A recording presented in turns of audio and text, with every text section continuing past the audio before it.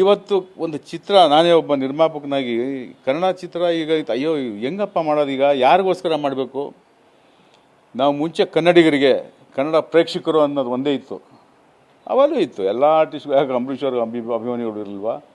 ವಿಷ್ಣು ಸರ್ಗೆ ಅಭಿಮಾನಿಗಳು ಇರಲಿಲ್ವಾ? ಶಿವಣ್ಣವ್ರಿಗೆ, ಎಲ್ಲ ಹೀರೋಗಳಿಗೂ ಅವರಾದಂಥ ಒಂದು ಅಭಿಮಾನಿಗಳು ಇದ್ದಾರೆ.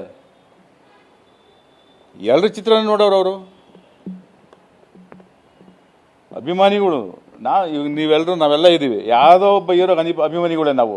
ಒಳ್ಳೆ ಚಿತ್ರ ಬಂದಾಗ ಎಲ್ಲ ಚಿತ್ರ ನೋಡ್ತೀವಿ ನಾವು. ಈಗ ಹೆಂಗೆ ಅಂದರೆ ಒಂಥರ ಇಂಡಿಯಾ ಪಾಕಿಸ್ತಾನ ಥರ ಆಗ್ಬಿಟ್ಟಿದೆ ಇದು ನಮ್ಮ ಕನ್ನಡ ಚಿತ್ರರಂಗ.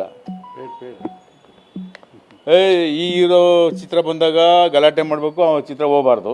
ಆ ಹೀರೋ ಚಿತ್ರ ಬಂದಾಗ ನಾವು ಗಲಾಟೆ ಮಾಡಬೇಕು. ಈ ಥರ ಸೋಷಿಯಲ್ ಮೀಡಿಯಲ್ಲಿ ಕೆಟ್ಟದಾಗಿ ಚಿತ್ರದ ಬಗ್ಗೆ, ಹೀರೋ ಬಗ್ಗೆ ಮಾತಾಡಬೇಕು, ಪ್ರೊಡ್ಯೂಸರ್ ಬಗ್ಗೆ ಮಾತಾಡಬೇಕು. ಹಿಂಗೆಲ್ಲ ಮಾತಾಡಿದ್ರೆ ಯಾರು ಈ ಚಿತ್ರ ಮಾಡ್ತಾರೆ?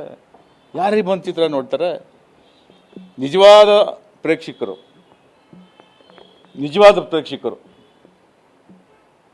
ಇದನ್ನೆಲ್ಲ ನೋಡ್ತಾ ಇದ್ರೆ ಯಾಕಪ್ಪ ಬೇಕು ಅಂತ. ಈಗ ಎಷ್ಟೋ 3-4 ಭಾಷೆ ಚಿತ್ರಗಳು ಬಿಡುಗಡೆ ಆಗ್ತಾಯಿದೆ ಇಲ್ಲಿ. ಆ ಬಿಡುಗಡೆ ಆಗೋ ಭಾಷೆ ಏನಾಗುತ್ತೆ? ಕನ್ನಡದಲ್ಲಿ ಡಬ್ ಮಾಡ್ತಾವ್ರೆ. ನಾವು ಈ ಚಿತ್ರಗಳು ನೋಡ್ಕೊಂಡು ಇರೋಣಪ್ಪ ಅಂತಾರೆ. ಇವತ್ತು ಎಷ್ಟು ಚಿತ್ರ ಬಿಡುಗಡೆ ಆಗ್ತಾಯಿದೆ ಸರ್ ಕನ್ನಡ? 200, 250, 300 ಪಿಕ್ಚರ್ ಎಷ್ಟು ಆಗ್ತಾ ಇದೆಯಲ್ಲ. ಇದು 30ಕ್ಕೆ ಬರಬೇಕಾ? ಬರುತ್ತೆ.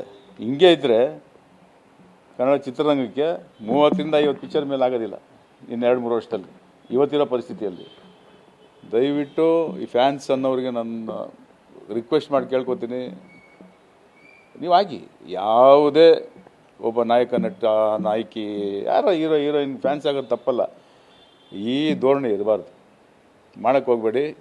ದಯವಿಟ್ಟು ಚಿತ್ರರಂಗದ ಪರವಾಗಿ ನಾನು ನಿಮ್ಮಲ್ಲಿ ಕೈ ಮುಗಿದು ಕೇಳ್ಕೊತಾ ಇದ್ದೀನಿ. ಆಗಿರೋ ತಪ್ಪನ್ನು ಸರಿಪಡಿಸ್ಕೊಂಡು ನೀವೇ ಬನ್ನಿ. ತಪ್ಪು ಮಾಡಿದ್ದೀವಿ, ಹೌದು ಈ ಥರದ್ದು ಏನಾಗಿದೆ ಅಂತ. ಶಿಕ್ಷೆಗೆ ಗುರಿಯಾಗಿ ಜೈಲಿಗೆ ಹೋಗೋದು, ನಿಮ್ಮ ಮನೆಯವರಿಗೆಲ್ಲ ತೊಂದರೆ ಕೊಡೋದು, ಈ ಥರ ಮಾಡೋಕ್ಕೆ ಹೋಗಬೇಡಿ.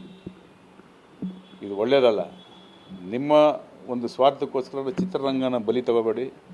ಬಲಿ ತಗೊಳ್ಳೋಂಥ ಒಂದು ಇಡೀ 10,000 ಜನ ಇದ್ದೀವಿ ರೀ ನಾವು ಚಿತ್ರರಂಗದಲ್ಲಿ ಇವತ್ತು.